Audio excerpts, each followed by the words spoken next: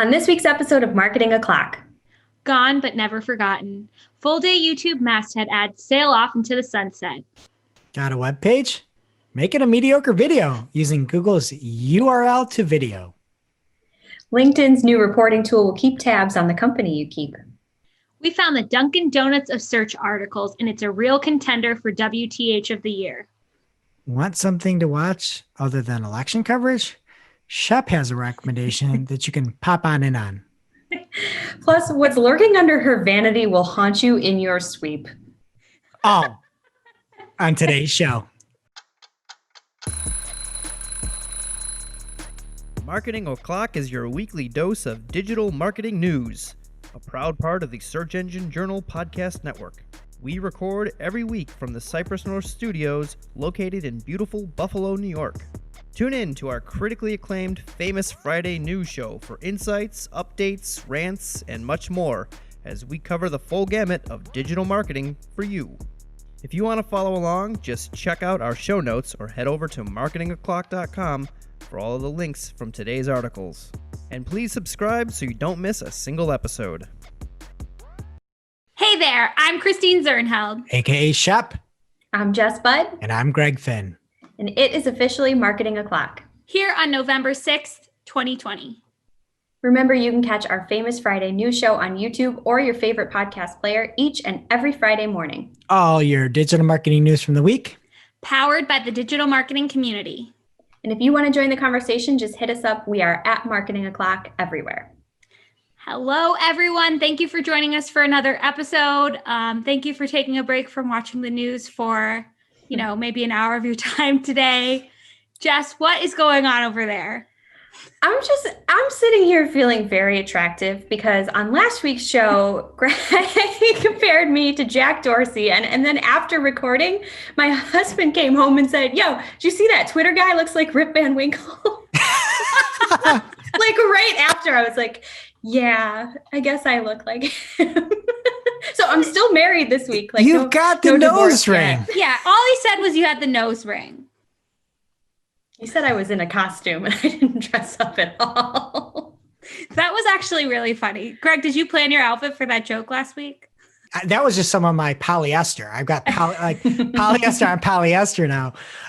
But no, I just thought like, hey, Mark's got the beard. I got the blank tee and you got the nose ring. It's perfect. He said I didn't have the beard. It's a good beard. Like as far as beards go, at least you tried. How are things in your world, Greg? Well, I think we might lose listeners. Shep, is it okay if I tell a story knowing we're probably going to lose listeners from it? Okay. I mean, it's a light news week. It's your show. So listen, I rant a lot and it's not even just like here, right? It's at home and in front of my kids all the time. And I realize like how much I must complain about things because my kids came up with a new saying about something that is the absolute worst, right? And they used to say something, they'd be like, I came in first, you came in second, you came in third, and you're dead bug. And we're like, you can't call people dead bugs. And so they came up with a new saying for last or worst. And again, I'm sorry if you appreciate this, but I rant about it every single time I see it. And I just don't understand what the allure is and who would go here and why it's so popular. But now my kids say, you're first, you're second, you're third, and you're Dunkin' Donuts. Oh, no. Because I hate Dunkin' Donuts. I agree, though. America runs on Dunkin'. No. Their donuts are cardboard and their coffee is like flavored water. When you get an iced coffee, they put so much sugar in it. It's disgusting. But I didn't realize how much I complained about it until my kids just start running around saying, you're Dunkin' Donut. You came in Dunkin' Donuts. Like, I kind of agree with them. Amazing. That's a great take. So spicy. I just have a TV recommendation for anyone that's feeling stressed out and wants to change the channel. If you have Hulu, Dr. Pimple Popper is a great show. Oh no. That's the one from YouTube, right? She's like an Instagram queen. It's Dr. Sandra Lee. She's out here changing lives every day. And it's just so relaxing to like forget about your own problems for a few minutes and watch her remove someone's lipoma. And it literally looks like, a full chicken dinner. It's Such a good show. You guys should come on. You would like it. No, you can't call somebody's pimple a full chicken dinner. And then you don't know when she cuts into something if it's going to be like a lipoma or a cyst. How do you not know that? You're a doctor. She doesn't know because sometimes like you can't feel it on the outside. The lipoma is like a solid piece. Oh God. No. You should really watch. I thought the Dunkin' Donuts take was going to lose its listeners. I was horribly wrong. Oh, you think Dr. Pimple Popper's worse? Talking about chicken dinners coming out of a cyst or whatever. Yeah, you're going to recommend a podiatrist next time? This is awful stuff. People don't want that. Yeah, next up you're going to be like, I just watched this one YouTube channel of the magic egg and people just shaving the bottom of their feet off. Stop it. Oh, gross. That is the worst. That is the worst. That is the worst. You know what I'm talking about, right? The infographic, infomercial. It shows how much of a digital marketer I am. The infomercial where you got that little egg and you just shave the bottom of your feet off. Pet egg. It's probably a great product. Like I love a good pedicure, but I don't need to watch it. And I don't need to watch other people. No. Okay, well, I really like Dr. Pimple Popper. And if you like us, you should show us some support. Please leave a review. Just say something nice. Recommend us to a friend. We really appreciate the support. I got a feeling those are going to be bad reviews this week. But if you want to see something good, make sure to sign up for the SEJ Summit. You can find it out on our website, marketingclock.com. We'll have links to that. And there's now a LinkedIn group as well. So if you're going to the SEJ Summit, I know a few of our listeners said they signed up. There's a LinkedIn group as well. So you can talk with a bunch of the folks there, ask questions. We'll be in there then as well. So check that out over at marketingclock.com. And we had a giveaway that we're supposed to do. I think it was 2 tickets to the e-summit for anybody that said they purchased. And I think only 2 people said like followed the rules, basically. One person didn't even follow the rules. But so I'll reach out. But the winners are at PPC Greg 1. So I will follow up and DM you. And then at Brett Westerman as well on Twitter. So Brett, I'll reach out to you as well, and we will reimburse your tickets for the show. So congratulations. Big winners. Yeah. I've got something in store for PPC Greg, though. Just you wait. All right. Today's episode of Marketing O'Clock is brought to you by Upfluence. With Upfluence's all-in-one platform, marketers can streamline their influencer marketing campaigns and scale their influencer program in no time. Build influencer lists and contact them at scale. Keep track of all your collaborations and measure your campaign results, all in a single platform. Start streamlining your influencer marketing campaigns today. Go to get.upfluence.com/SEJ to get started. We'll talk more about how some of Upfluence works and why you can't market without it later in the show. And I have some big news to start us off, just in time for the virtual World's Largest Disco season. Up advertising promotion extensions have finally arrived. And for non-Buffalonians, what are you talking about here? Okay, well, all of these articles about anything e-commerce in the 4th quarter, even the 3rd, is every headline is just in time for the holiday season, and I'm sick of it. So I'm going to talk about something that is important to me this season, and that's the world's largest disco, which was unfortunately, it had to go virtual this year, but at least we're getting something. It is a fundraiser for Camp Good Days. You dress up in your disco attire. It's the most amazing playlist, and it's the most magical night of your life. It doesn't matter that there's porta potties lining the dance floor. You're going to have a great time. And for people that don't watch YouTube, well, I guess you couldn't really see on the YouTube anyway, because it's just our faces. But Shep is a big 80s fan, right? Disco 70s and 60s. I don't know. Whatever. 70s, 60s, same thing. I just really like Donna Summer. And I really like disco music, and the world's largest disco is the best night of the year. You know, if you want to spend $80 to get 2 free drinks, use a porta potty, and be crowded in a room with thousands and thousands of people, this is the event for you. No, thanks. You say that like you don't love it, but you go every year. I do. It's like every attribute of it is terrible, but then it's the best night of your life. It's so fun. But anyway, I'm so sick of everything being about the holiday season. So we're going to look for alternatives. So these work just like Google Ads promotion extensions. They display under text ads in the search results, and advertisers can select from a long list of events or occasions such as Christmas, Black Friday, or Cyber Monday. I took that from the article, but it's a really long list. There's also Diwali, St. Nicholas Day, and Singles Day. So if you want to launch a Singles Day promotion, go crazy. And you can also No, don't do that. Nobody's going to look at an ad and be like, oh, it's Singles Day. Like, I'm going to really click on this. I hate to pop your pimple on it. But Oh, that. I don't even know when Singles Day is. Is it the day after Valentine's Day? I think it's every day. Single people live their best life. Yeah. Anyway, I would have a Singles Day sale. It sounds like a great idea. So you can also choose to have no promotion occasion if you want to, which I wasn't sure about. So if you don't match any of the criteria from that long list, don't worry about it. Then you add your promotion details, like what the discount is, and you add a code if you have a discount code, and finally the dates of the promotion, and this will all display right under the ad in the search results, just like Google if you're running them there. You can add these at the account, campaign, or ad group level, but your landing page must include details of your promotion. So that's an important stipulation there. But yeah, just in time for the virtual world's largest disco. Go crazy with promotion extensions. And do you Was know that on the list? It's not, unfortunately, but like I said, you could just have no occasion if you want, and people would know, you know? What else is happening this week? In other big news this week, LinkedIn has launched a new tool for marketers, or a new report, if you will, the company engagement report, which IMO sounds less powerful than it is. Like, that name's pretty boring. I feel like that would be something I'd be like, and I wouldn't even check, but you should look at it because the report breaks down engagement data from your target audiences by company. So you can not only see who you're reaching, but how they're engaging with your content. It's available for free to all users in Campaign Manager. And some of the metrics include total ad engagement, which is the number of likes, shares, etc. on your paid ads, including those from, and I quote, ads virally shared, which I think is really cute that LinkedIn just thinks that any organic share is going viral. They'll also report on total organic engagement, as well as a metric called member targeted, which is the number of members who work at the company and have been targeted by a campaign, and a whole lot more.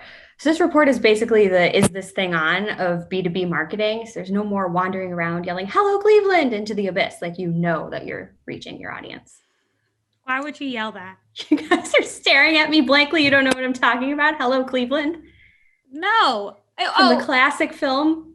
Oh, what? Go, guess. I bet you'll get it wrong. That 70s show? there's a No. Cleveland YouTube video that might be what you're talking about? No, not the Cleveland tourism video. No, Okay. This is from Spinal Tap, the film. Never I've seen it. like one time. Greg, that seems like your kind of movie. Haven't you quoted Totally. it before? I have a game that it's a card game, a board game, and y'all hate on me like PPC Greg does. But I have a game called This Game Goes to 11. It's like Spinal Tap based. Never seen the movie. Yeah, that's the only reference I know.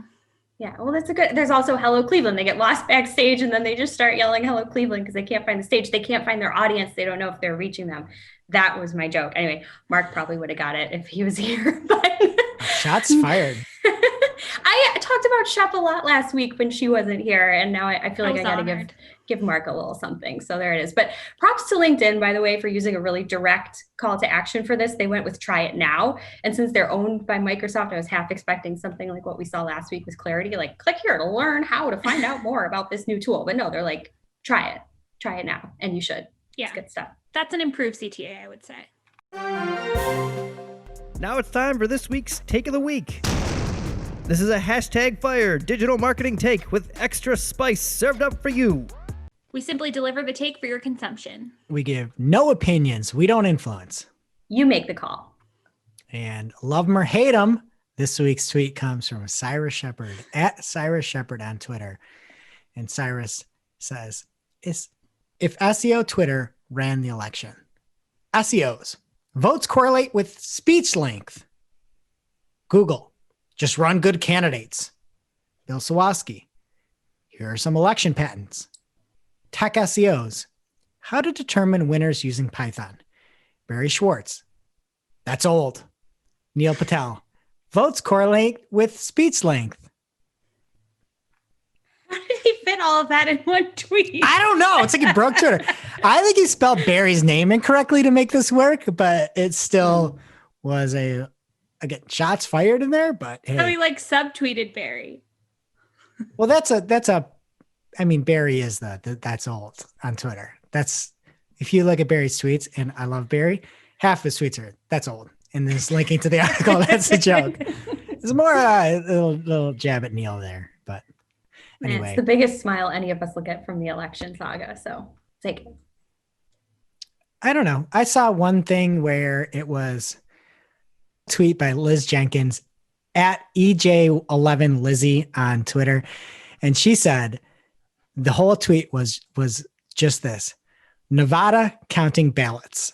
And then it was just a video of Brian McKnight back at one video. That's the same one I was going to bring up. I laughed. That was it. So hard at that. I would have been to the 5 and he's like, 5, do 1 through 4 again. I was like, and you like forget how slow that song is I until know. you hear it in I that know. context. Yeah. It was so funny. I But it- really enjoyed the picture of the map with like the kid coloring all over it. yes, as that was well. good. That was good too. There's been some good memes. I saw another good one about somebody should get a cashier at Aldi over to Pennsylvania to count the votes within an hour. There's a few good ones out there, at least to have some comic relief from everything that's happening today. So, Poor Aldi. well, no, I think that's good for Aldi, right? Because they run things well, they're right? fast. Yeah. Oh, I thought they were saying it was slow. No, just put it on the line. They'll be done in an hour. I always wait in a long line at Aldi. But don't the For my cashiers go granola bar. fast? Oh, I guess Yes. because they don't have to bag. Yeah. That's why the line is long, because somebody's like, oh, I forgot my box. And they got to go into their car. Whatever. That's Yeah. me. I'm that guy. Sorry. And now it's time for this week's ICYMI. This is just something you might not have seen. Maybe something that you overlooked. But you shouldn't have. ICYMI people from Taylor Holiday at Taylor Holiday on Twitter. He says, buy the dip, stock the cupboard. Today's traffic is Black Friday's revenue. Daily CPMs on Facebook, election versus post-election. And he has a graph. We'll have to put this on the YouTube stream and in the show notes. But it just shows that the CPMs last week were so much higher than they are this week. And I learned what buy the dip means today. I don't know a lot about stonks. I thought it was about a nice French onion dip, but now I understand. Yeah, you're putting it in the cupboard, right? Except it should probably be in the fridge. When the CPMs drop, you buy the dip, I guess. Yeah, get the Tostitos queso. Yeah. Is that a bear or a bull? When the market is bearish, then you buy. Those are two animals I don't have a lot of Stonks. experience with. Stonks with shop. Now it's time for this week's lightning round. Pew, pew. At this point in the show, we split up our content into 3 parts: paid, organic, and social. This week's lightning round is brought to you by Upfluence. Upfluence's all-in-one influencer marketing platform helps marketers streamline their campaigns and take them to the next level. Shep, why do you love Upfluence? So there are obviously a lot of influencers out there, and there are a lot of people who think that they're influencers, but Upfluence makes it really easy to filter people and weed them out and find the best fit for your brand. So we've been talking about these filters over the last couple weeks. I have another screen recording here of just how easy it is. So after you put in your keywords, if you want, you can actually filter influencers by like attributes of the influencer themselves. So you can pick the specific platforms that you want them to be on. So for my Harry Slacken campaign, I'm saying I want them to be on Instagram.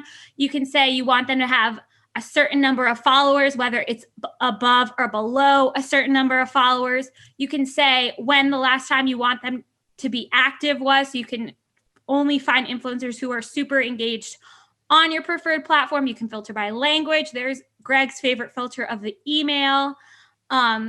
By country down to the city. You can get so granular with this, and Upfluence makes it super easy, even age and gender. So there's no excuse to not find the perfect influencer match for your brand.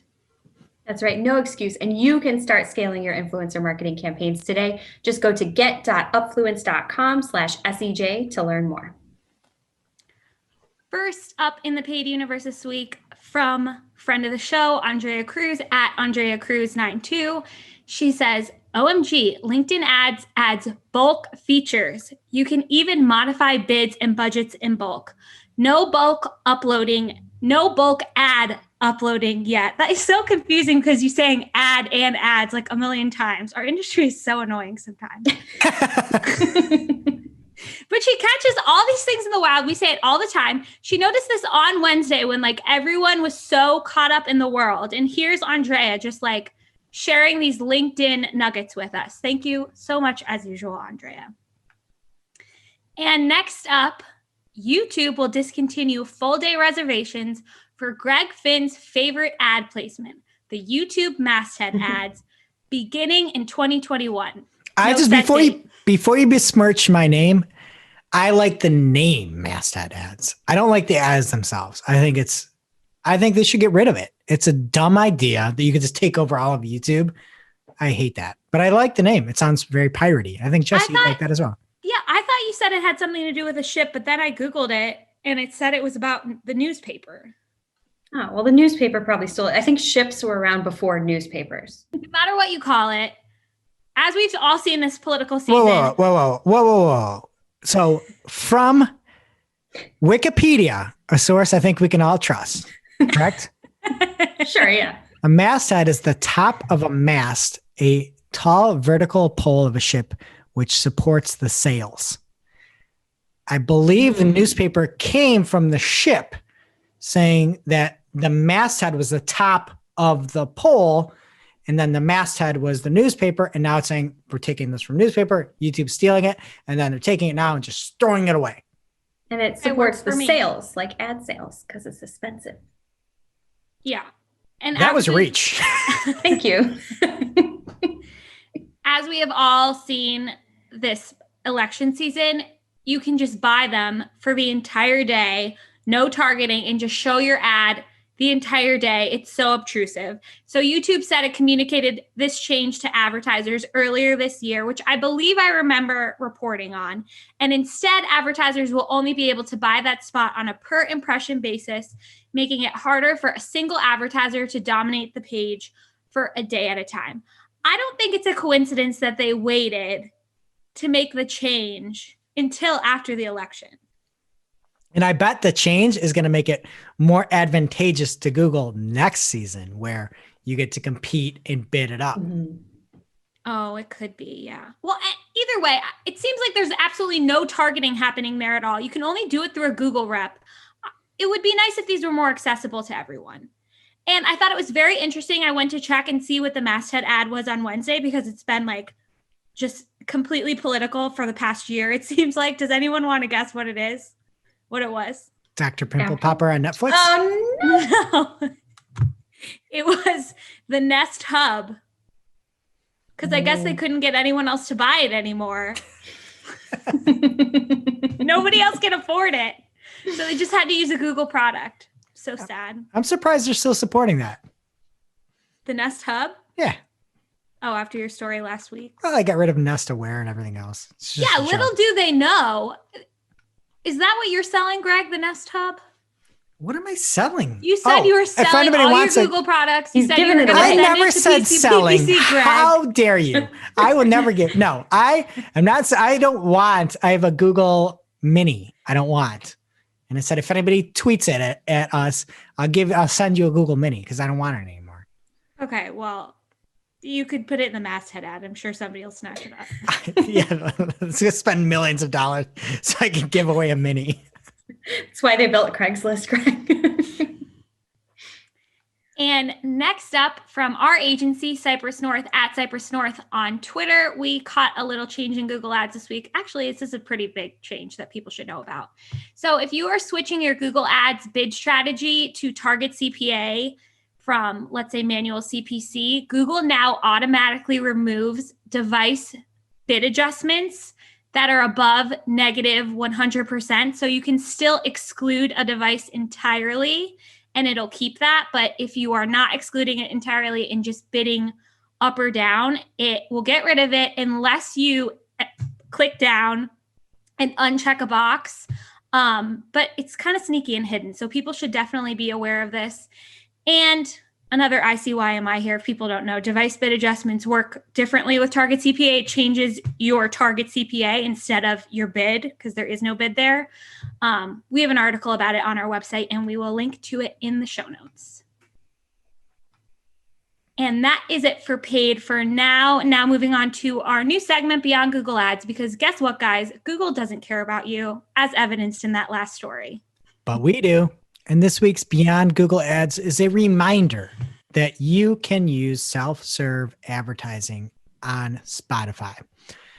And there are a lot of different targeting options if you're out there trying to get your message in front of the right group of folks. And you can target down to specific DMAs, to specific countries, and even to zip code targeting, which is really cool.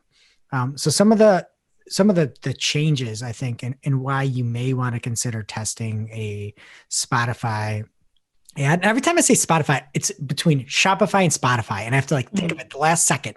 But if you want to do a Spotify ad campaign, you can do it with as little as $250 for the campaign total, which is really cool. It's not a huge budget that's needed. You can target people based off what they're doing and say, I think real time they're cooking or they're gaming like you two here. But you can get very, I wouldn't say very granular, but you can target specific segments and based off of who you're going after. And in this case, I said, I'm going to target maybe if I'm trying to target you two, which I might say, I'm going to go after the DMA of Buffalo, New York. And I think Lewiston is included in there, Jess. Mm-hmm. Find your specific age bracket. And I can go target by, again, any ages there, gender, and then you can target by, I might say an additional interested might be parenting. So targeting you and your baby. And then the cost per ad served would be 2.1 cents to get that ad served to either of you. That'd be up from, if there was no targeting, 1.7 cents. I don't get where the point cents come in, but again, it's something you may want to check out. And there is that minimum $250 spend if you are looking to get in front of more folks than you are today. Thanks for not revealing our age. Yeah. He doesn't know our age. He's not supposed to talk about it. What's happening in organic? All right. In organic this week, we are going to start with some AI from Google. And Google has announced or talked through and shown it. There's some really cool GIFs on the topic, and it's called URL to video. And it is a prototype pipeline that will automatically convert a web page into a short video, giving temporal and visual constraints provided by the content owner. So what URL to video can do is extract assets like text, images, or videos, which, I mean, you're turning a video into a video. What is this? Flash? And their design styles, including fonts, colors, graphical layouts, and hierarchy from HTML sources, and organize the visual assets into a sequence of shots while maintaining a look and feel similar to the source page. And it's not bad. It's like if you want super mediocre video from your website, this is for you. But we're kind of seeing that a lot, right? With more people embracing web stories and simpler things. Again, we just can't have complex stuff anymore. So instead of reading a website, just watch the video of the website. But a few of the examples were pretty good. And again, head on over to the show notes if you want to see it for yourself. Next up from Barry Schwartz, spelled properly, might I add, is article on Search Engine Roundtable where Google is testing new Shorts video carousel in search. Again, I don't know why we're so obsessed with Reels and Shorts and all these small videos. Do you guys like Reels on Instagram? Is there anything you've seen on Reels you like? No. No. And the recommended ones are terrible. I can't think of a single one I've liked, to be honest. Mine. You liked mine. Oh, yeah. Yours was fine. But only because I know you and kind of felt bad for you. Thanks. I don't like short content. I don't know. Who wants to just see you do a little hopscotch dance and be on your way? Give me something real. And I can leave it. It is real. It's Reels. Wow. You got me there, Jess. All right. Next up, Google is recommending permanent URLs for Black Friday pages. So instead of creating new URLs each year, Matt Southern over at Search Engine Journal is reporting that each year bring new sales, but it should not bring new sales pages. So if you are somebody that offers Black Friday deals, make one Black Friday page. It'll always show up. And as you get closer, you can update it. So that does make a lot of sense. And probably for anything else that might come around on a kind of a yearly basis, right? So if you've got an event that's happening yearly. Singles Day. Singles Day. Yeah. Hey, it's the Marketing Clock Singles Day page that's always relevant on whatever day Singles Day is. Do we find out what that was yet? No, it's got to be February 15th. Can you It ask has the to be. stats and information guy, Shep? Okay, I'll have him call in next week. Thank you.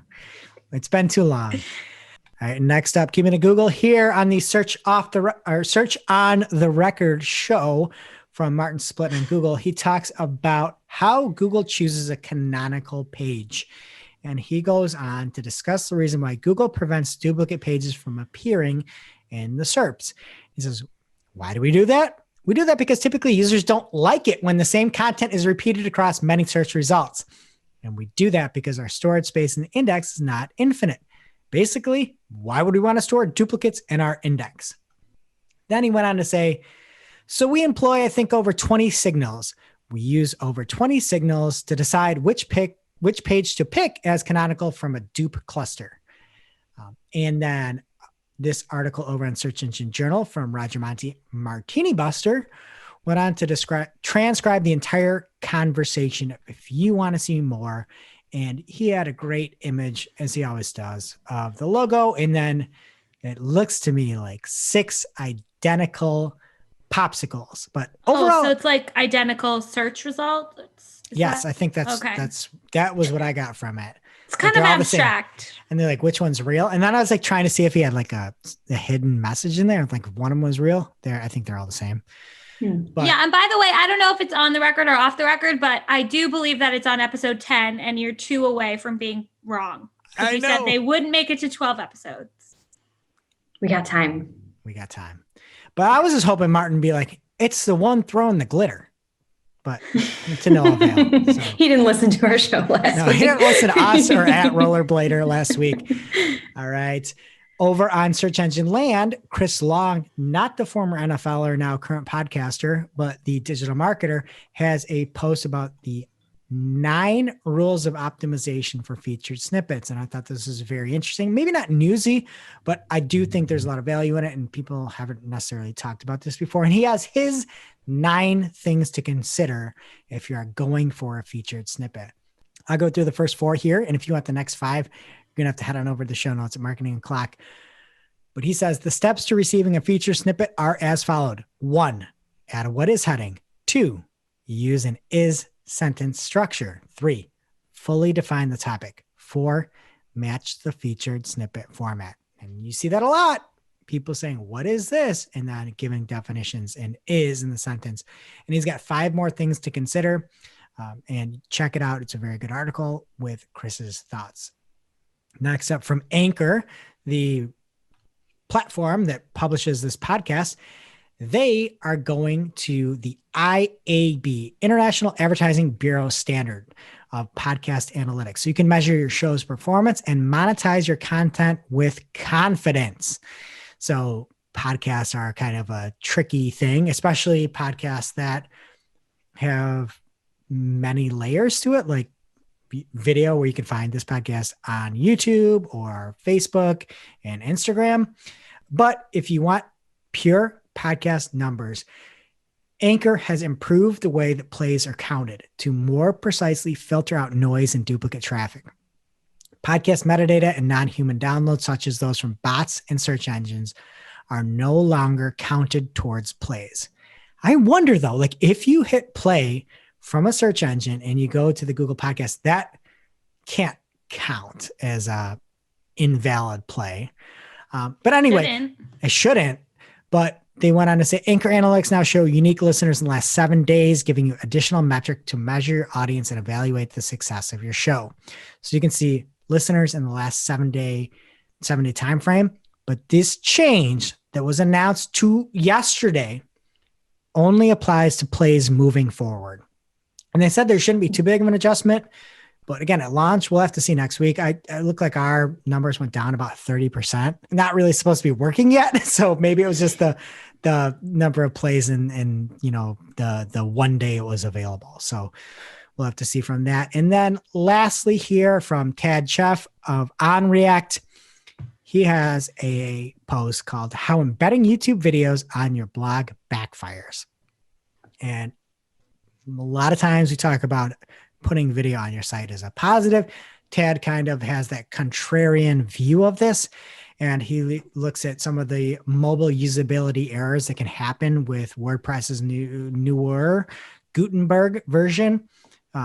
What can happen if you have content removal? So you copied the content of somebody else and it's been removed. That double click tracking cookies can pull through on YouTube. And he says, you can imagine my surprise when testing with a tool called Backlight. I discovered that a Google double click, that'd be cool if it was a trick. Double click tracking cookie is spying on my unsuspecting visitors. What happened? I dug deeper to find out where it came from. I realized when you embed a YouTube video, Google sneaks in a tracking cookie from double click on your blog. Also, the fact that competing content can be showing. You used to be able to turn off not related videos. You can't do that anymore. First up in social, new resources for the underserved. LinkedIn launched this week a new resource hub with, quote, tools, tips, and online courses to help your organization engage underrepresented groups virtually. Resources include, end quote. Resources include training not only for individuals to boost their job skills, but also for organizations to better foster inclusion and build diversity, which is awesome, coming at it from both sides. You were just such a good reporter. I don't know if I've ever said end quote on the show. I mean, I said it too late, but this entire performance has just been one false quote from me. Week after week after week. I love it. I wonder who said it after all. Further, TikTok announced a new hub too. People loving the word hub in support of Black-owned businesses ahead of the holidays. This hub will feature resources for business owners as well as ways that the TikTok community can support these businesses, like participating in the hashtag Shop Black campaign that's kicking off next week. So we'll have links to both of these in the show notes. So hubble on over to Marketing O'Clock. What are you trying to say? Hobble? Is that a thing? Yeah, I don't know. I always say head on over, so I thought I would change it, and then I tried to make it a pun, and you said I was a good reporter, so please enjoy. What about see what all the hubbub is about in Marketing? Oh, that's so much better. We've kind of worn that one out. Oh, okay. Moving on from that terrible pun, big news for the self-obsessed. Snapchat is giving users the option to publicly display their follower count, a number that used to be private to the account holders themselves only. Wow. I couldn't be happier for this. I feel so gratified now. Yeah, I'm sure. Honestly, though, like it's probably a good thing for influencers if they're trying to sell themselves. It's nice to have their numbers, but most people it's just for vanity. Which do you guys know that? I just assume that this is correct, but I just figured it out last week that the thing in your bathroom, like your cabinet, is called a vanity because it's where you make yourself pretty. Yeah. Oh. Whatever. I thought I had like a crazy moment of clarity. I didn't think about that, but I can't be made pretty. Oh, that's sorry. It's what I am. Like, what am I doing? It's brush my teeth. Like, it's important. It's good hygiene. My vanity is in my bedroom, and I found the biggest dust bunny under it last week. Like, I'm surprised this thing didn't grow legs and crawl away because my vacuum doesn't fit under there. Oh, you got to get like a Swiffer or something, no? Yeah, I had to go down there on my hands and knees with a duster because I dropped something broke. I had to bend down and get it. And then I saw the biggest dust bunny of my life under my vanity. No one's ever going under there. You really don't have to worry about it. Right? But you're breathing it in. Not if it's that big. You'd feel not if it's under a dresser. I swear to God, you just walk around all day and you walk around all day and you're like, oh wait, I'm like a dolphin or a whale. I'm gonna go breathe. And you just run up underneath your dresser and you just go down there like, oh, a dust bunny. Like, why are you breathing a dust bunny? This thing had a face. It was so big. Aw, it sounds cute. Just in time for the holidays. Well, that is literally a hair then. Like HARE, the hair. Yeah. It's made of hair. Get it, Chef? Yeah. Everybody gets it. Okay, moving I on. just don't try anymore. LinkedIn is launching a new tool called Career Explorer. It's aimed at helping people find new opportunities based on skills they already possess. Wait. I should have called it a hair. Because it's made of hair too, right? Is that Yeah. what you're going for? Yeah. Isn't that what it is? Yeah, but why do you have Skin to and say hair. it twice? Because it's a dust bunny. It's a hair. Oh, Jess didn't get that either. I just got the hair part. I thought you just All right. What's LinkedIn got? It's got this Career Explorer, and you don't even need to be logged in to use it, which is lucky for people like me. So I actually played around with it a little bit, and there's value there, but if we're being honest, there's garbage in there too. So I put in my job title and my location, and it told me I was a 53% match for a job as founder, which is very aspirational, but like Yeah, there's you not a lot of already job have founder. listings for that. You're already have, a founder. You sling beer, brewed and bottled, Well- brewedandbottled.com. You have like 4 jobs. You don't need this. Yes. Well, that too. I just wanted to play with it, but really, if you're looking to like go for a career move, that's fine. We should all aspire to start our own Well, business, but you then don't it's think like you're a find founder? job listings. No, For I'm the the for the wife of listeners, founder. no. For the listeners, you and your husband Mm. founded a bottle shop, and you sell beer at brewedandbottled.com. Brewedbottle.com. We couldn't get the and, it was taken. Brewedbottled.com. Brewed and Bottle is the business. Thanks for the plug. We're currently So you're a closed for founder, and you found construction. another job as a founder, and cool. You kind Well- of founded this podcast too. Jeez, I didn't do that either. I just helped Greg. I mean, actually, Jen, who is no longer Mm. with us, Yeah. thoughts and prayers, founded the podcast. He didn't She's not die. dead. She's no longer with us. I can still think about her. I love her. And pray for her. Yeah. I'm just being nice, guys. She's doing Oh, great. Goodness, she really is. I hope she's listening. Hey, She's living her best Jen. life. She's not listening. No, that's okay. I'm not either. All right. For those of you that have been digging the 5 p.m. sunset, you can now have even more darkness. Facebook is launching a full public test of dark mode on the Facebook mobile app. So that's great for daylight saving your eyeballs. And finally, Business Insider reported that Zuck is, quote, giving Facebook employees the whole of Thanksgiving week off as a reward for working through unprecedented challenges, end quote.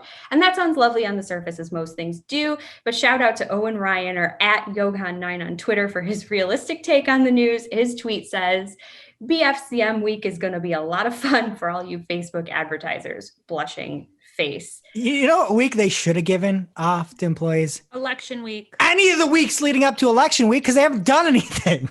Like, that's what they should be doing. Yeah, not the week when we're all going to be firing up new ads and needing lots of support, but whatever. Thanks, Owen. Literally, for your there could not be a take. worse time to say you have a week off. Is during Black Friday. What are you doing? That is hashtag criminal. Black Friday leading into Cyber Monday, and you're like, yo, y'all are off. Tough week. And it's not like You your never- platform's doing well right now. Go to Twitter and look for Facebook ad. Do a hashtag Facebook ad or FB ad chat or FB whatever ads that. chat. Yeah. Do that search and see what comes up. It's just everyone being mad all the time. And you know what's going to make it worse? Hopefully so. Every single person at the company being off during Black Friday and up until Black or Cyber Monday. It's going It's going to be a Black disaster. Monday. Yeah. Might as well call it that. Ugh. And that brings us to our real life segment, straight out of our accounts and into your ear holes. It's time for Working Hard or Hardly Working, where we talk about what's going on in our IRL work, good, bad, or otherwise. So I have something that we've complained about before, but I just noticed another one. So I'm going to bring it up again. Google Ads naming conventions are so whack. They don't call anything the same thing in editor as they do online. This week, I learned that skippable in-stream ads are called TrueView in-stream ads in editor. I couldn't find my ads anywhere. It was a full 10 minutes of my day that I could have been chasing down a dust bunny. And they never updated the name of text ads in editor. And now apparently they're going away. So great timing. It just drives me insane. Figure it out. What about you, Jess? Mine is a PSA or something. I call it the power snooze, and it's something that I've been doing, and I feel like our team has been doing a lot because we're all available on Slack. And I think we've talked before about we have a channel where we just say like if we're stepping away or if we're snoozing for a call or something like that, just to let people know since we're all still working remote.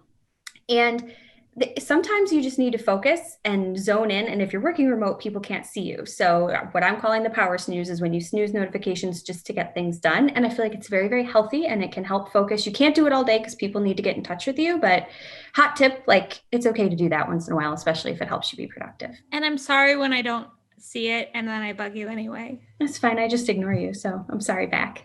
Wow. Forgive you. All right. I'm going to go Google Ads Editor, just like Shep did. And I had a client where I was taking shopping campaigns and trying to copy over a specific ad schedule into both enhanced CPC and manual CPC with eCPC campaigns. And it just doesn't work. This current version of Google Ads Editor does not let it copy. It gives me an error every time, and we have to manually go through 25 campaigns and change ad schedule by hand. It drove me absolutely crazy. I went to an old computer that didn't have the new version of Google Ads Editor. I'm like, I'm sneaky. I'm a sneaky guy. I'll figure this out. This might work, this old version. I fired it up. It said, unusable Google Ads Editor version, and shut me right down. It was something of that sort. So we just had to go through manually and make these changes. And it should have, I just don't know what's going on there. And then of course, when I had to sign back in and I tried to do it on this new computer, it said, sign into Google AdWords, because they still haven't gotten rid of that word yet. And it is like 2.5 years later. I do not know what is happening. All right, now onto our grab bag, the segments. And first up is the extra spice served up for you. As you know, Mark Saltarelli, who is on the show quite regularly, and when Shep steps out on maternity leave, will be a regular here, has changed his Twitter handle. And if you love Mark's recaps that he does when he's not on the show sometimes, that he has, his old name was, You don't even need to say. I don't even need to know. It's a lot. We'll put up a poll on it, our Marketing Clock handle on Twitter, but his new name is great. It is @Marketing by Mark. That's it. Marketing by Mark. And he'll have another extra spice served up for you, where he recaps a show and punches it up to make it better. So go follow Mark @Marketing by Mark. And if you want to vote, head on over to our Twitter account, Marketing Clock, and cast your ballot as to what is the better name. The new name, Marketing by Mark, or the old underscore name. So He was just born to market. he really was. That's why they called him Mark. They knew. All right. And over on show notes, we have some news. If you are looking to learn how to structure, plan, and strategize your search to deal with changes about the increasingly black box world of paid search, there is a webinar that you can hop on over on Impression Talk, and it is run by Greg Holland @GregPPC on Twitter. So if you Did you just out him? No, this is Oh. Greg Holland @GregPPC on Twitter. And Impression and Google, this is a London-based company, or a European company. Impression Talk @Impression Talk on Twitter. And it's @GregPPC. Just, throwing on another Greg out there. But we're sure this isn't PPC Greg's. No, real he's alias. a Spartan. No. I love that his alias would just be flipping it around. That would all be. That'll fool him. I'm just casting uncertainty and doubt on the whole Greg of the Year. Greg of the Year. Okay. We've got a new one. Greg PPC. Greg There's Holland. still time. There's still time. It's only November. I'm sure PPC Greg and his nice dog are just shaking in their boots in Michigan. Well, look out. Greg PPC's coming for you, PPC Greg. Now it's time for this week's WTH, Misguided. I'm like, who does that? Just get rid of it. I'm over it. where we rant, rave, and roll our eyes about a trending digital marketing topic. What are we coming to? Honestly. See what had us asking WH. this week. Okay, this week's WTH comes from Joyce M. Rosenberg, who I kid you not works for the Associated Press. And I would like to thank Rand Fishkin @RandFish for finding this article. It is called Google Ads Costs, Not Its Alleged Monopoly, irks businesses. And the TLDR here is CPC bids are too high for small businesses to compete on Google Ads. Fine, we've complained about Google Ads. We do it all the time. The problem here, and I really don't want to be too mean, like I feel bad. No, be mean. The problem here is that Joyce fundamentally does not understand how online advertising works at all. That is the nicest way you could have put that. I really have to read direct quotes. So she says, businesses have two main ways of trying to get their listings high in Google rankings. One is to buy an ad that's seen at the top of search result pages. The cost for the ad depends on how often a computer user clicks on the ad and how much money a company is willing to pay for clicks. A computer user? Are you ready for the second way? Yeah, I'm coming back to computer Maybe user. it's a you guys. cell phone user. Because, yeah, first of all, it could be a cell phone user. Second of all, what?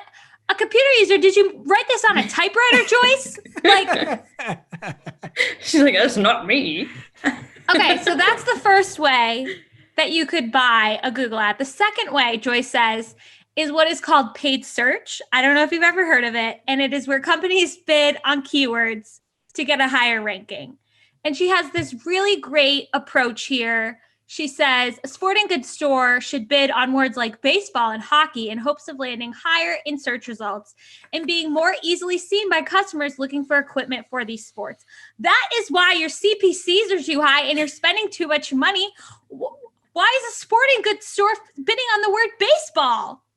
You should not do that, actually. Like, unless you sell a baseball, then like this is the problem. And we talked about it last week with that thread from Ginny Marvin at Ginny Marvin on Twitter, where you have people that should not be handling paid search campaigns. And quite frankly, we have people that should not be reporters. This is horrific reporting. So bad. But it is across the board with this. People don't take the time needed, and I don't blame Joyce or these folks, but you can't go out and misquote people like Glenn Gabe saying search is like black magic when he said it's a black box. You just can't do things like that. Yeah. And this is fundamentally not understanding what's happening and hitting a deadline, in my opinion.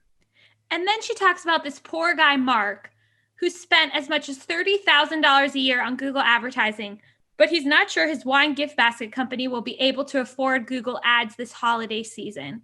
And it's like, I just want to talk to Mark and see what he's doing, because I think that could be a great fit for Google ads. He's probably doing something very wrong in listening to Joyce. And then... Well, you know what, though? To his credit, I went on to read that Mark had a 100% optimization score. Oh, I just made that up. are you making that? Oh, okay. Okay, What if he's like, yeah, I had search partners turned on and I display it. Everything was broad match. And then I did a target impression share and I'm not getting any sales. That'd be so. Anyway. Then Joyce blesses us by going a little SEO for a minute. And she talks about how Mark can increase his use of Google's unpaid search. She says, like the paid version, he'd seek to use keywords in his ads that prospective customers are likely to search for. Depending on the words he chooses, he might get a good ranking, although it will still fall below the paid listings. Ads are paid by definition. Joyce. Joyce is Dunkin' Donuts. I'm man. just concerned. I wanted somebody to check on her. What? How many people read this article before it got published? Joyce. No, I don't even think she did. No, I mean, it's just, this is a problem. It's a problem. I mean, the whole thing is a problem. The fact that Mark can't get a return on $30,000, that's a problem. The fact this article came to fruition, that's a problem. The fact that Joyce is, quite frankly, employed with this form of reporting, that's a problem. It's a lot of problems. Is that too mean? Am I too mean to Joyce? She's not listening. She's not listening, No, she's unless we tag her, which we won't. This is an irresponsible article, and it's completely fabricated and incorrect. I love the use of the term irresponsible. It's exactly It is irresponsible. You can't say there's two ways to make money on Google, and you can't tell people that you can pay to be in the to go higher in organic results. That is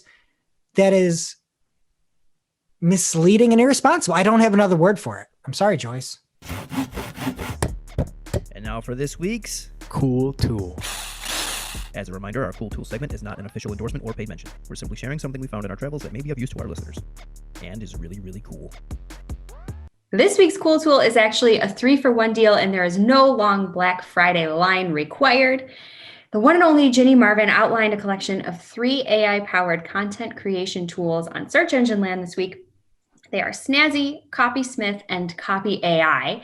And using the GPT-3 language model and these tools, marketers can, without code, get ideas for ad copy, for blog posts, for landing pages, and a whole lot more. And wait, which one did you say was Snazzy? Copysmith or AndCopy.ai? They're all snazzy, but the first one's actually called Snazzy. Oh, okay. Which is very snazzy. GPT-3 is also that remember it ranked first on hacker.com or whatever, an article written by GPT-3. This is the one? All right, Yeah. Well, this makes sense because it's supposed to be the best or whatever. But to be fair, she does note this in her article. These tools are meant to help, not replace your copywriting team. So let's just put that out there. You'll still want to fine tune the output, but they will help you get past writer's block and beyond. So we'll have a link to Ginny's article in our show notes. If you need a little copy inspiration, just head on over to marketingoclock.com and check it out. And I'm going to go. Sorry. I wonder if it knows any puns though, because that's like a problem we're always struggling with here is we feel like we need to put puns everywhere for some reason. I don't think we're struggling with puns. We have too many. No, when I have to put them in an episode title or whatever, when you actually need one, when it comes down to it, there's nothing. So I wonder if GPT-3 could help. We should ask. I'll tell you what, it can't help. I read that article that made the Hacker News. We talked about it. The only reason it made it there was the title.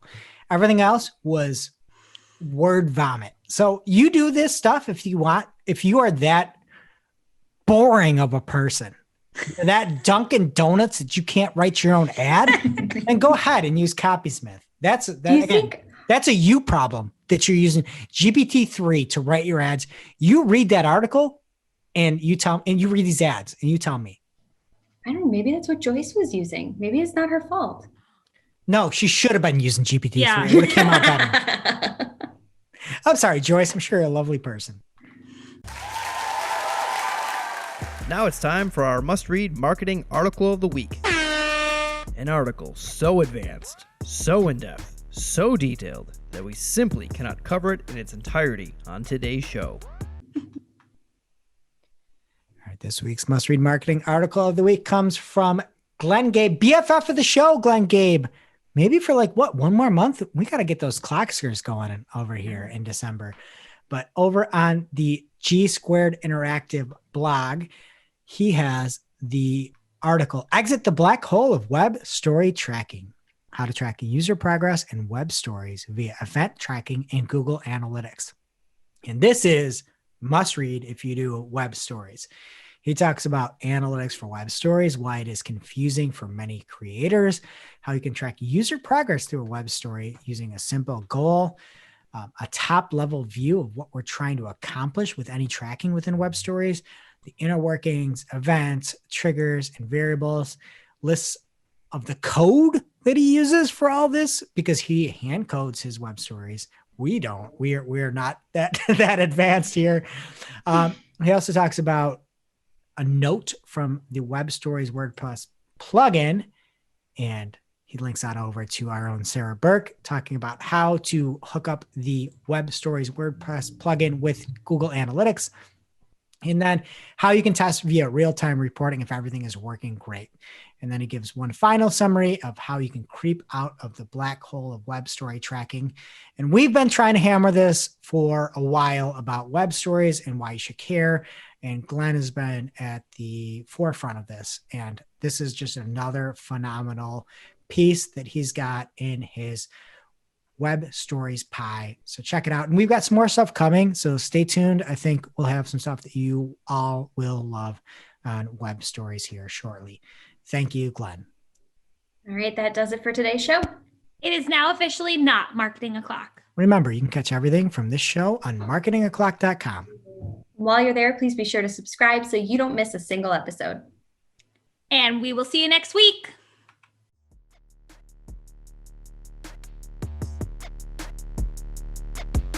Thanks for listening to Marketing O'Clock, part of the Search Engine Journal Podcast Network. If you're looking for more information on today's topics, head over to marketingoclock.com for links to all the articles that we covered. And please be sure to subscribe so that you don't miss a single episode.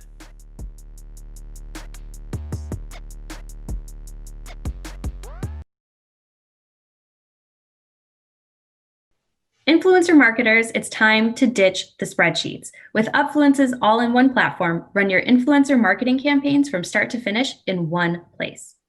Build influencer lists and contact them at scale. Keep track of all your collaborations and measure your campaign results, all in a single platform. Start scaling your influencer marketing campaigns today. Go to get.upfluence.com/SEJ to get started. That's get.upfluence.com/SEJ to get going today. Welcome to this week's Shooting the Heck. We're after our famous Friday news show. We don't talk about marketing anymore. We just shoot the heck. And today we have brought back by popular demand some people's favorite game. It is called Poke Holes in This, where we all take turns. We call somebody's excited. We present amazing ideas, some more amazing than others, and the other co-host will try to bring them down by pointing out obvious flaws in the plan. You'll catch on quickly. Okay, Jess, you can go first. What's your idea? Good. I want to pitch a filtered coffee mug. It keeps the grounds out of your mouth, is what I wrote down. It's like when you make a Keurig, you know how sometimes grounds accumulate at the bottom of your cup? This way, when you take your last sip of coffee, only the liquid comes out and that really fine, like cruddy dust gets left behind. I have a Keurig and I don't have that problem. Yeah, I don't think you know how to make coffee. You Maybe put a you filter in. As long as you don't go over the filter, it all goes through. Yeah, I have one of those reusable ones. Maybe that's why. Oh, so you put actual coffee grounds in. Oh. Mm-hmm. Okay, well, I'm just sad about the coffee you're drinking. Seconded. Retweet. And it is going to be like gross. You know, with to-go cups, you never wash them. You like leave them in your car at your desk for 2 months. And then those grounds are just going to sit there and it's going to be even grosser than normal. Yeah, That sounds like a you problem. The I don't cleanup do is that. an issue. The cleanup is an issue because you probably want to put it in the dishwasher. So you're going to have to buy multiple versions of them. Like it's going to be a problem cleaning all that up. It's just drink the grounds at that point rather than having to It clean up feels the filter. weird. Have you Feels ever weird in cleaned your out a strainer, like one of those small strainers? It's a lot of work. I mean, okay, valid points, but I still want it. Someone else will do my dishes. And then you're only going to have one of those cups. You know, you will only have one. You'll get it for Christmas one year. And then you buy then it in a 2-pack. the other day you have to use all your other cups. Yeah, but you don't wash your cups that frequently. Nobody does. At least I don't. And You're going to never have to if you it got when the need it. filter. Yeah, this is a terrible idea. You're Okay. a terrible All idea. right. I got one for you, Jess, and one for Shep. And I'll go. Who do you want? I'm going to go for Shep first here. Okay. So Shep, you're a big fan of the baseball app. I know that the stats and information guy, aka your husband, is a big fan of the baseball app. Yep. And you watch a lot of baseball, I believe. We watched the World Series. One of my favorite things is when they get on base. They put on a little base runner glove. You saw the base Yep. runner glove, I'm sure. Mhm. So my thought is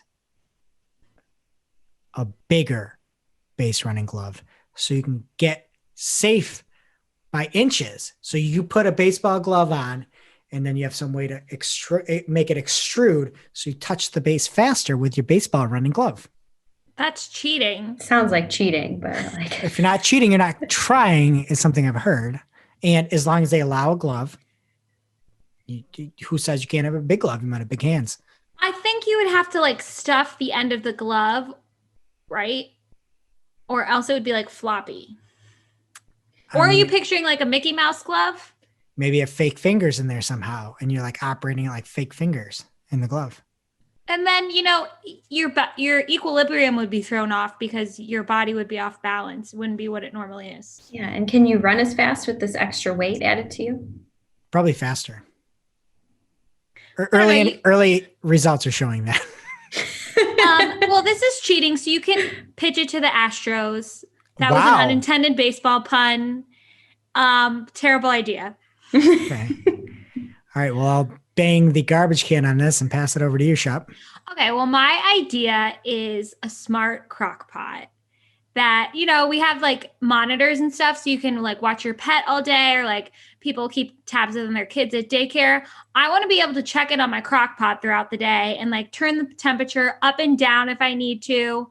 It would be really nice if you could like smell it, but I know that that's not possible. Maybe you could give it a stir somehow, because I'm just always worried I'm going to burn the house down. And I think it would really help my mental state. This isn't a bad idea, but I think the one issue is crock potting isn't that hard. The whole point is you set it and forget it. Like that's the joy of crock potting. Literally. Put something in there, you turn it on, you leave it, and it cooks itself. But you want to stir it. But I know, but you're turning it into like an actual pot on a stove is what you're doing now, right? Yesterday, something got a little burnt. So you just add a stirring mechanism to the bottom. You don't need smart anything. I think you had on high. You should use it on low and just have a longer time frame. Sometimes you don't have enough time to put it on low. And then that's the other thing. That's a you problem, Shop. The recipe will be like, cook it on low for 6 hours. And then it's like, you're away for 8 hours. What are you supposed to do then? That's fine. As long as it's on low, you're not going to burn anything. You're not going to overcook it on low. You're fine. That's not what I'm just really worried I'm going to burn my house down. And I think we need a smart crock pot with a camera and a stirring mechanism and smart alerts. There's something. And just little reminders. Hey, don't forget, you've got chili waiting.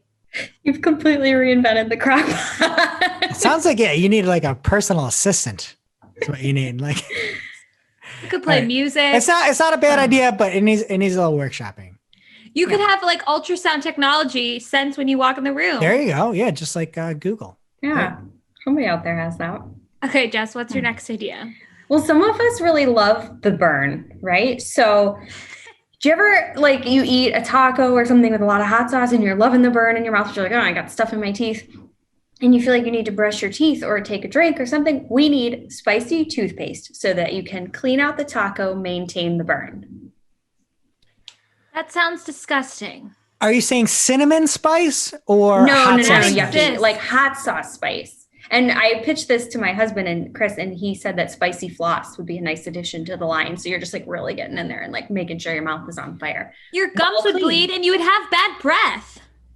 No, it wouldn't. No, this isn't about freshening your breath. It's about cleaning the junk out of your teeth from the spicy food, but not eliminating the burn. So Jess, I honestly don't have any holes to poke. That's a brilliant idea. Get a floss pick. Right, but they're mint. We want spicy. No. We want to keep the burn going without crud in your teeth. That's disgusting. Why would you want to feel the burn in between your teeth? Because you realize you're alive. Exactly. There's something wrong with you guys. All right, this one is painful. This one is for Jess here. Okay.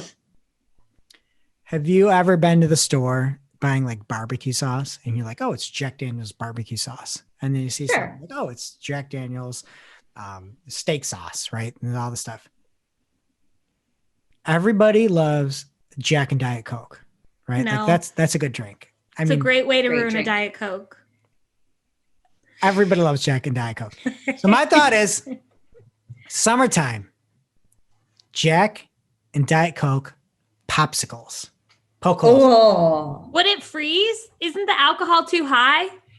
I mean, to make a full 100% Jack, it is. I'm sure you could figure out the formula to make it freeze. Jack and Diet Coke popsicles. Because popsicles stink. Jack and Coke popsicles. No, I love this. Poke holes in this. I guess I don't want to poke holes because I want this to go to market, but my only hole to poke would be that popsicle. It's like a kid's food. You'd have to do something with the packaging to like warn the children. Oh, that's a good idea. But again, adults are becoming children, so it makes it double good. That's true. not Can we what get it in Diet a ring Coke is pop about. too? I want it in a ring pop. Yeah, but that's just going to be like weird sugary. Like you could do. Well, it's diet. It's aspartame. So that is not what Diet Coke is about at all. Taylor Swift is an ambassador and she would not drink Jack and Diet Coke. It's nasty. Isn't she like, didn't she start as a country girl? It's keto. It's keto. She'd love it. It's everything. Isn't she keto? No way. Oh, never mind. She's too cool. Wow, la-di-da. All right, That's- Shep, what do you got? Okay, my last idea. I was talking to you guys before the show about an intruder that I have in my home. There is a big, disgusting fat fly, and I hate it. And he keeps like going over to the window and he'll like stay there. But then as soon as I come towards him for his untimely demise, he flies away. So I think that, and at my grandpa's hunting cabin, he has these disgusting strips that hang from the ceiling and catch the flies. That's so inhumane. I think that we should have the windows be sticky so that the flies stick to the window and die there. And then they can't bother you anymore. Shep, How do you look out your window? I've got to tell you, Shep, I have literally never heard a worse idea in my life than this idea. Never in my life have I heard a worse idea. I just want the fly to stop bothering me. Buy a Venus flytrap. Yes. For the home? Yeah. Doesn't it eat people? Like, aren't those dangerous? Yeah, it might eat your baby. Watch out. You have to water it. We're gonna have to water that window. It. No, you don't want flies stuck to your window. Then you have company. You got to clean your window. You're gonna Rip look them off. Scream. It's also, to Greg's point, very inhumane. They just sit there and can't. They just move die. and They starve It's like to a death. tar pit. And they have those ones for mice, the vermin. You don't want Oh, that. that's so sad. I'd rather watch a Ugh. pimple popping doctor. All right. Okay, well, if you want to buy my window fly trap, just hit me up and we will see you next week. Thanks for watching this episode of Marketing O'Clock. If you're looking for more, we release new episodes every Friday with all the digital marketing news of the week. You can listen and subscribe wherever you consume your podcasts. Or click to read all the articles from this show or watch the previous episode.